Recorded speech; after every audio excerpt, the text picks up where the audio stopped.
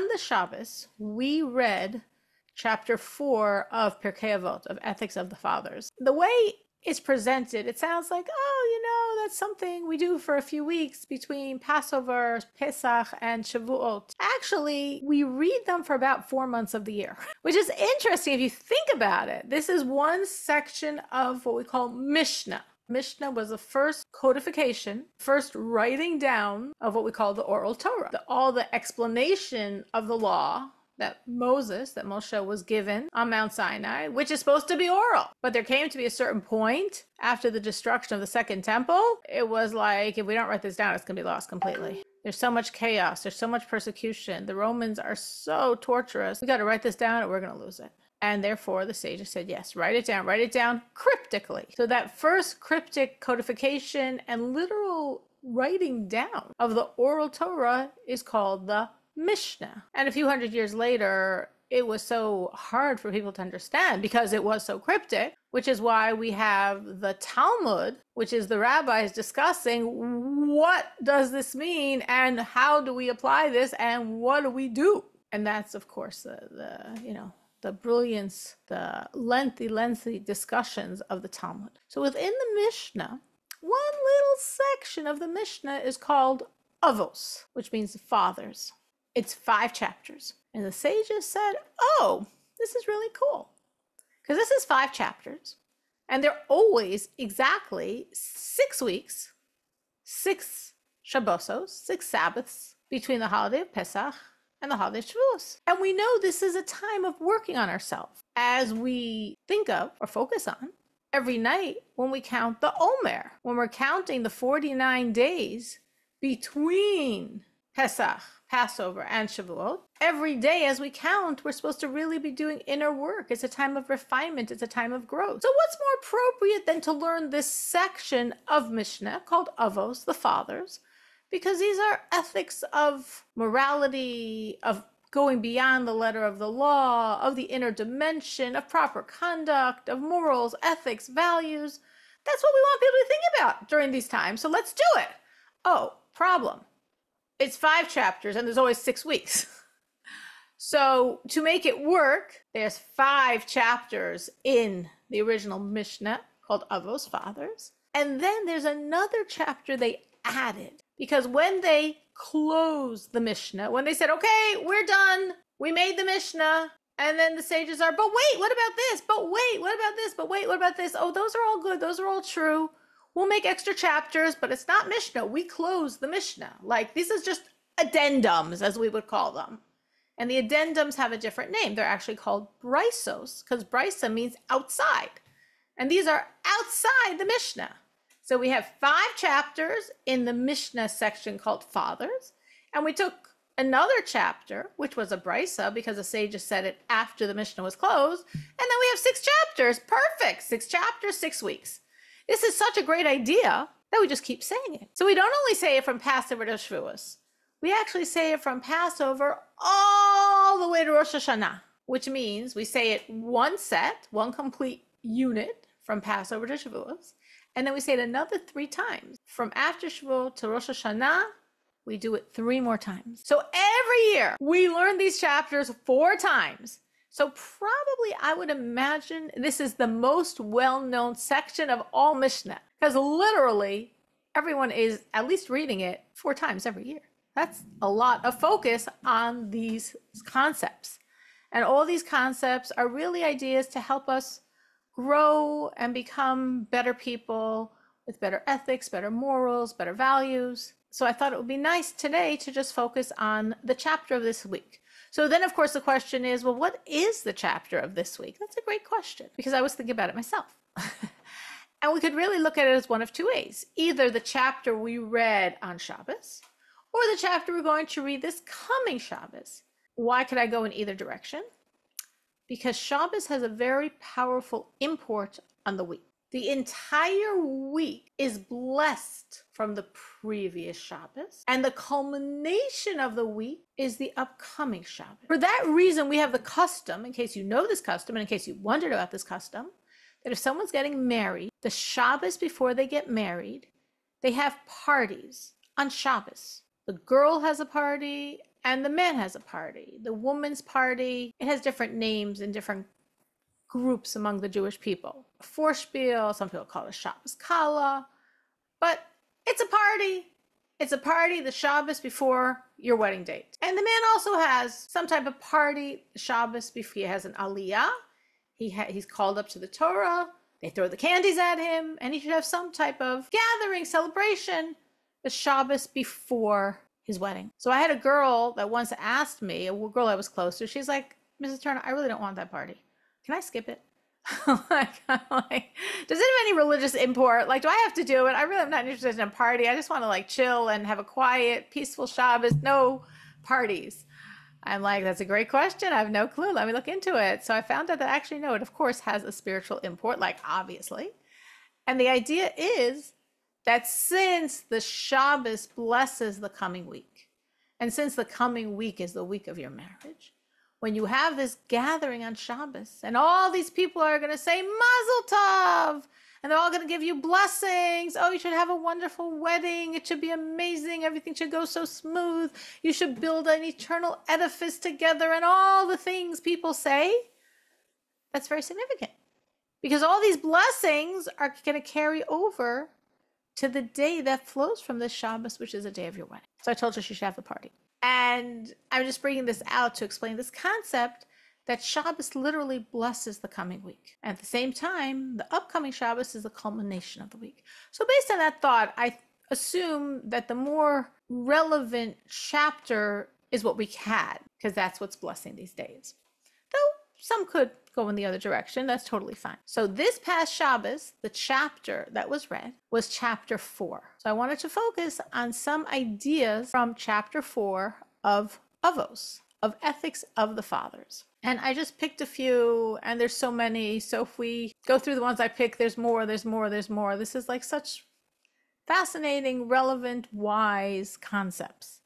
Very relevant, very wise. If you want to do this on Shabbos properly, we read it time of Shabbos after the Mincha prayers, meaning we pray 3 times a day. We pray in the evening, we pray in the morning, and we pray in the afternoon. On the Shabbos or holidays, we actually pray 4 times, because we pray in the evening, in the morning, then we have an additional prayer right after the morning prayers, and then we also pray in the afternoon. So on every Shabbos, from after Passover until Rosh Hashanah, which means we go through the cycle 4 times, after we finish the afternoon prayers, we read a chapter from the Mishnah of Ethics of the Fathers.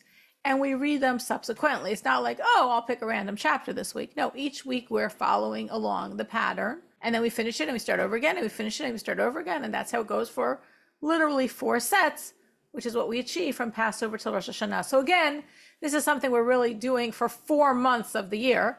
So obviously this is something the sages felt was very significant. So again, between Passover and Shavuos, we understand why. We're preparing ourselves to get the Torah, and we want to improve our ethics and our morals and our values. Why do we keep going? Well, we keep going primarily because the summer is a time that can be challenging. It could be vacation time. It could just be the warmer weather. It's a time that poses its own challenges, more so than in the winter. So therefore, to give us extra strength, to bolster us spiritually in a time that could be more challenging, we study every Shabbos the next chapter of these Ethics of the Fathers. Most people don't study them on Shabbos. They read them. You could read them. You could study them. You could read the whole chapter and then study one to at least try to go a little more deeply in one. You could think about it. You could talk with whoever you can talk to on Shabbos about it. There's usually a lot of food for thought in the Ethics of the Fathers. So again, we're going to look at chapter 4, which was a chapter that was read, studied, learned this past Shabbos, and is blessing and giving energy to this week. So I'm opening mine, chapter 4. And as I said, I just selected a few that I thought we could talk about, and there are so many in there. So let's look at the first one. It's always good to start with the beginning. So if you have an Ethics of the Fathers nearby, you could open it up. We're in chapter 4, which is what we read this past Shabbos. Ben Zoma said, these are 4 stanzas that I think are just like, who is wise? He's saying, how would you define someone who's wise? So for those that are not looking inside, what would you say? Who is wise? How would you define wise? Who is wise? How are you going to define someone that possesses wisdom? Any ideas how you would define it? The one who can learn from others' mistakes. Learning from other people's mistakes. Okay. You mean they made the mistake so you don't have to? Gain from other people's mistakes. That's a good one. Anyone else? Who is happy with his lot? Who's happy? Wisdom is someone who's happy, who's satisfied. Who have common sense and Someone who has common sense. articulate the reasoning and just prove their point. Okay, so first of all, so Leah said someone who has common sense, meaning forget about the books. Wisdom has nothing to do with the academics. We don't care about your degrees. We don't care about what you... No, but Someone has wiseness common is sense. coming from the knowledge. Wiseness is coming from the knowledge. Absolutely. Yeah. So there's knowledge, but there's wisdom. So you could have a lot of knowledge but not be wise, because you might not be you might not have gleaned sense from what you might know, but you might not have gleaned any wisdom from what you know.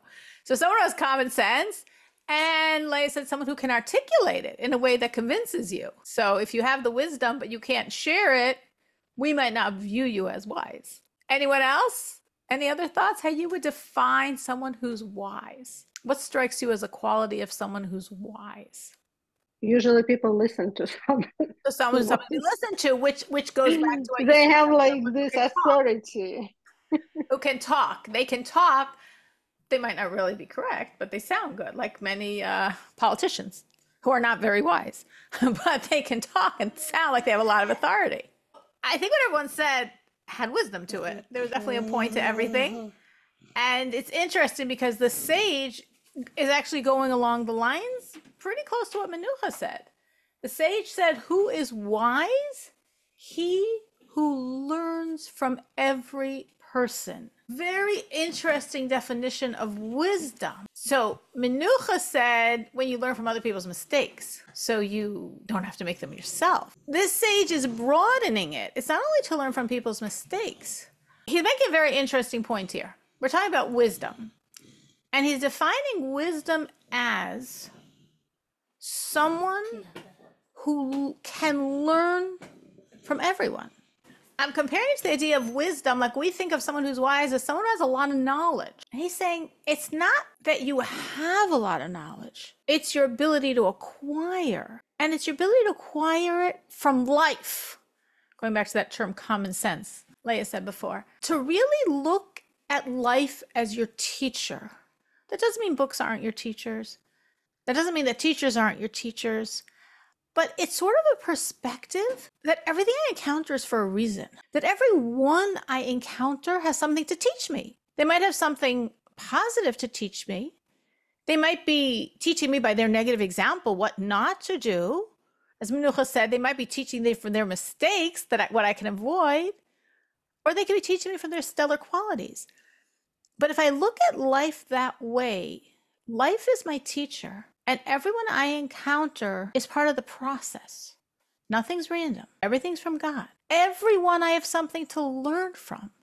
Everyone has something to gift me with. Everyone has an experience, has an example, has a small thing that can resonate in my head forever.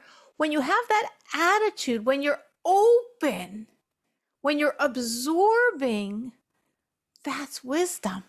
It's interesting because Leah said before, someone who can speak well and articulate and convince the rest of us.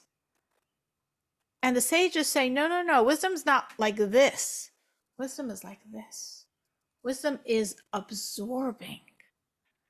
Wisdom is how much you can absorb and how you could absorb from every situation. I'm sure we can all think of things we've gone through that have really taught us a lot. And people, I can think of like random comments people make that, stick with you for a long time. They didn't mean to the degree that we can extract from their words. And that's wisdom, which is sort of a very liberating thought. Because if we view wisdom as you have to have accrued a certain amount of knowledge or you have to have a certain IQ, it's almost a very elitist concept. He's saying, no, wisdom is your attitude to life. Wisdom is your attitude to people. And if you're looking at every person as your teacher, if you're looking at life as your teacher, everyone has the potential to be very wise. Now, obviously, there's, again, myriads of levels of spirituality and mysticism and depth we're not talking about. But just this surface message I thought was very powerful. That was the first of the 4 things he's going to define for us. The second one is who is strong. He says, who is strong? Who subdues his evil inclination. That's Jewish strength. It's still true today. We have an IDF, we have this, we have that, but this is Jewish strength. Jewish strength, which of course everyone in the world needs, not only Jews, is the ability to control yourself. When you control yourself, then you're strong. It's interesting. The Baal Shem Tov says on this, he says, who is strong? Who controls his evil inclination. And the Baal Shem Tov says this wording is very precise because strength is when you control your evil inclination, not anyone else's. Meaning every one of us has an evil inclination. The evil inclination is this force that's trying to get us to mess up, trying to have us slip and fall flat on our face. And oops, you lost your temper again. Oops, you're nervous and stressed and tense. Oops, there you are, spilling the beans, but someone told you in confidence, whatever. Fill in the details.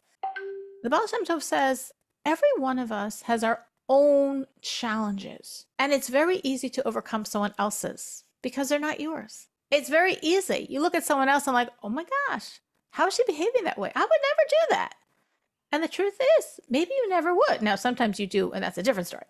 But maybe you never would because that's not your problem. That's not your issue. That's not your evil inclination. We struggle with ours, not with anyone else's. So it's sort of a humbling thought, a wise thought. Don't be so full of yourself that you look at other people and how is she and how is he and how are they? Because guess what? That's not your problem. You got your own problems. You don't have their problems. Now, as I'm using the term problems, come from what our soul is in this world. We've all been here before. We've all been here many times before.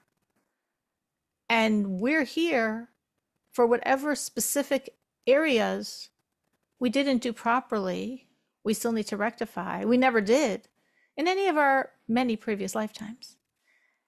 And that's why those specific areas are so challenging for us, because that's why we're here. So let's say someone was in this world to control their temper, because in all their previous lifetimes, they never did that one properly. But everything else they did properly. I'm going to make it simple. I'm just picking one. Many of us have various reasons, but we'll make it simple story. 1, controlling your temper. So here you are. You're so generous. You look at people that are stingy. You don't understand them. You're so meticulous in serving God. You look at people that are lax. What's their problem? You're so modest. People that are dressed immodestly. What's their issue? You never gossip. How can people talk about other people? That's so base. You don't understand anyone's problems because those aren't your problems. But what you can't do is control your temper, because that's why you're here. And that's where your Jewish strength lies, to control your challenge, to control what you are in this world to do. How do you know what you're in this world to do? Whatever's most challenging, whatever's most difficult. But the other stuff, your evil inclination doesn't bother you as much because it doesn't have so much value. It's not as significant.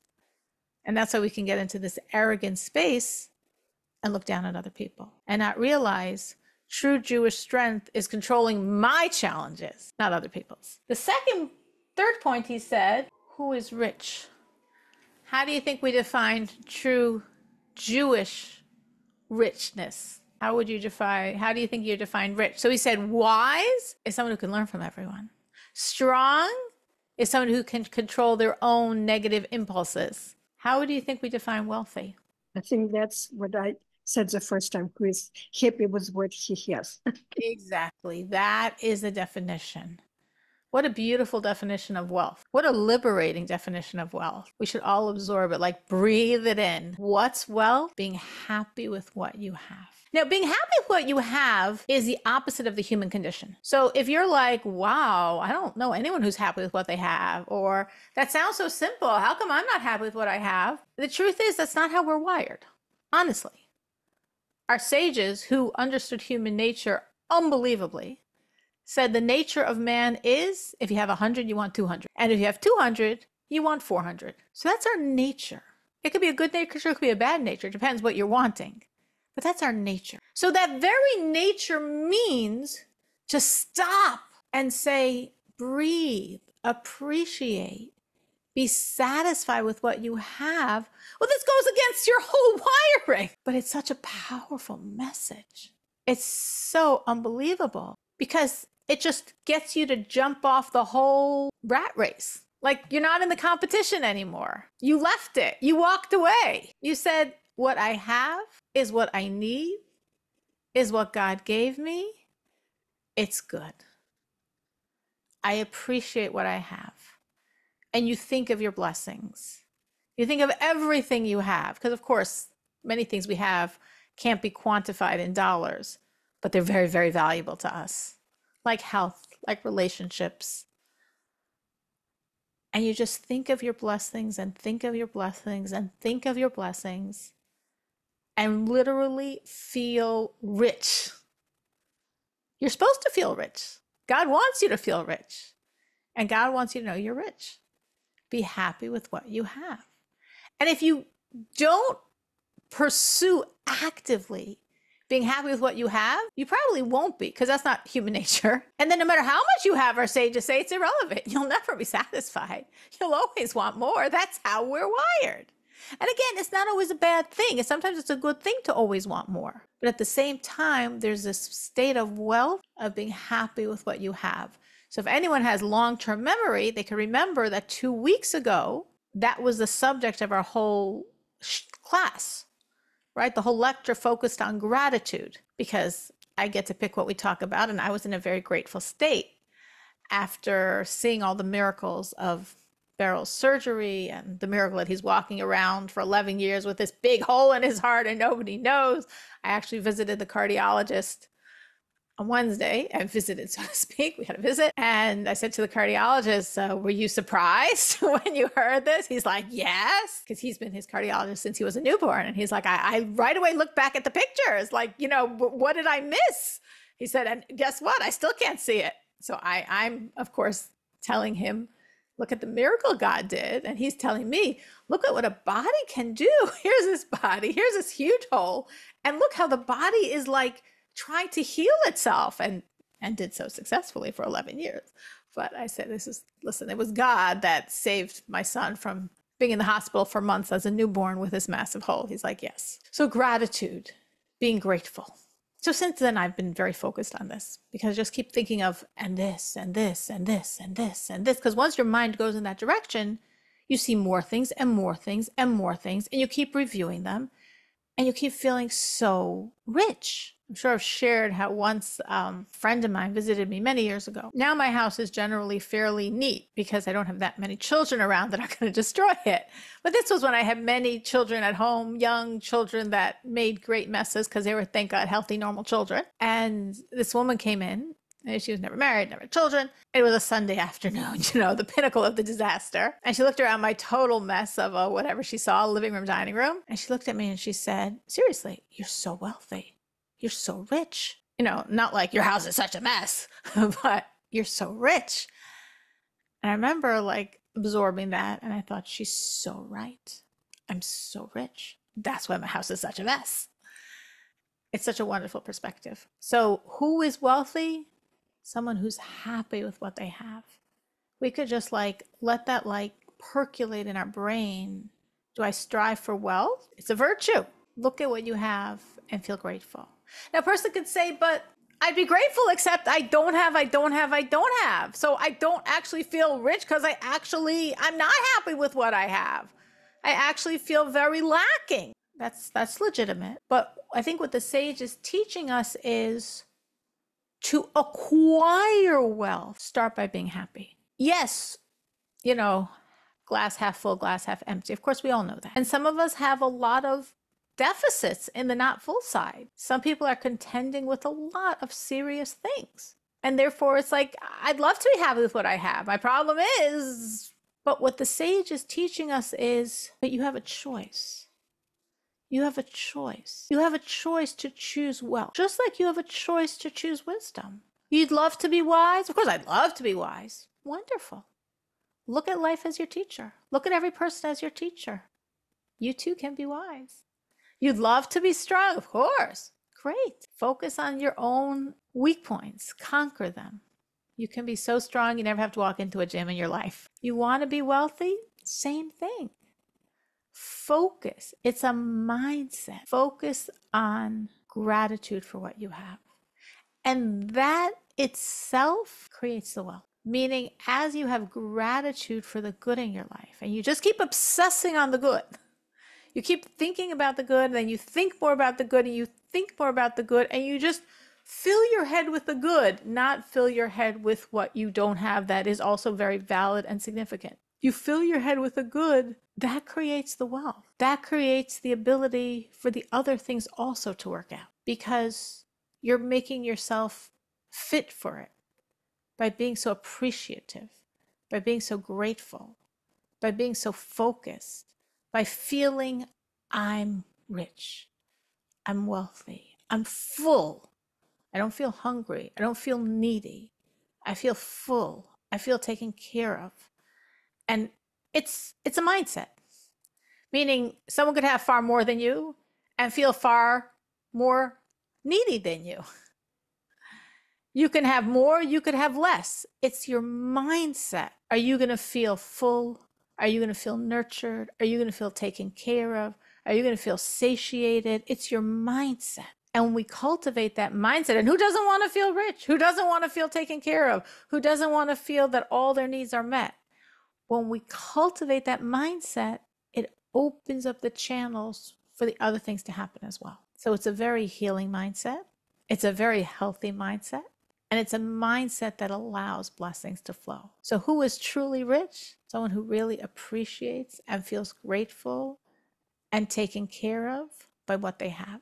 And sometimes it's sort of almost a sense of like, if I didn't get it, it probably wasn't good for me. I had a little situation yesterday with Beryl. So it was Lag BaOmer. And there are very rarely in Chicago do we have Jewish concerts. But Lag BaOmer is usually a day for music, Jewish music. And there was such an outdoor concert yesterday in Chicago. And Beryl loves music. So I wasn't going to take him, but I was like, okay, we could just go and sit there and like enjoy. He'll love it. So we got tickets. Well, it's an outdoor concert. If you were in Chicago yesterday, you realize, I wonder how they can do this outdoor concert.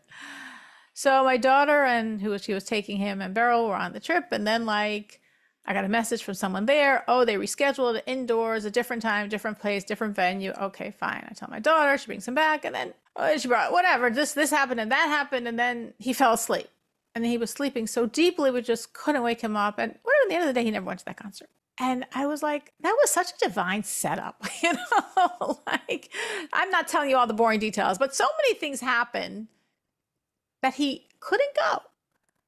Now, I don't know why. And I'm sure it was a lovely concert. But I had this sense, if he couldn't go, God knew it wasn't right for him to go. I have no clue why. And I'm not at all putting down the concert that I'm sure was wonderful. But for him, it wasn't right. How do I know? Because it didn't happen, because he didn't get it.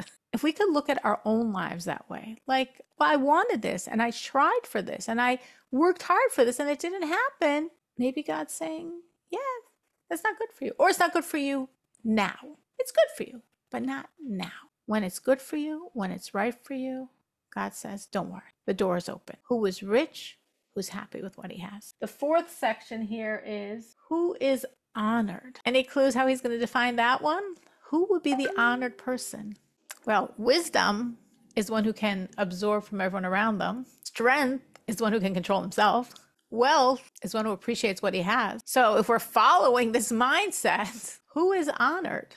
The one who honors other people. Who is honored? The one who gives honor to others. Because that's truly an honorable person. That's truly the person you want to honor. Like if we think in terms of like our children, or if you're a teacher, your students, or if you're an employer, your employees, you want their respect. Well, how are they going to give you respect? When you're respectful. When you're respectful to your children, or to your students, or to your employees, when you create an atmosphere of respect, there's an atmosphere of respect. Who is honored? Someone who's naturally giving honor to others, who's respecting other people, that's the person that people give honor to. That's an honorable person. Not because they're forced, not because they have to, because you want to give honor to such a person. So again, it's a mindset, it's a perspective on life. And that was just one Mishnah. Wow. We have like 3 minutes. I prepared like 8. That was just one, just to show you how we unpack a little bit of wisdom, ethics, morality, values, what our sages encapsulated in these words. And if you think, well, every year, 4 times, we read these things, we think about these things little by little. Well, I'm not thinking too much. Think a little bit, a little bit, a little bit. Another drop, another drop, another drop of changing us, of making us better people, of making us feel with slightly different value systems, slightly different things we prioritize. Do we prioritize strength? We should be strong, control yourself. Do we prioritize wealth? We should recognize we're wealthy. Do we prioritize wisdom? We should learn from the world around you. Do we prioritize honor? We should give freely honor to others. Like, it is just one Mishnah, one of the many in this chapter. And look at how much it's teaching you. Look at how much our sages encapsulated in these short words, in these few words. And for anyone that wants to continue this, now that we started this, every Sabbath, every Shabbos afternoon, from after Passover until Rosh Hashanah. And just every week you do the next chapter, except for the last weeks before Rosh Hashanah, depending on how the calendar works out. Sometimes you do 2 chapters a week to get in that 4th round of it. But from now until then, we got a while. So this coming week would be chapter 5. The next week is chapter 6. Then it's the holiday of Shavuot. And then after that, we start over again. And it's chapter 1.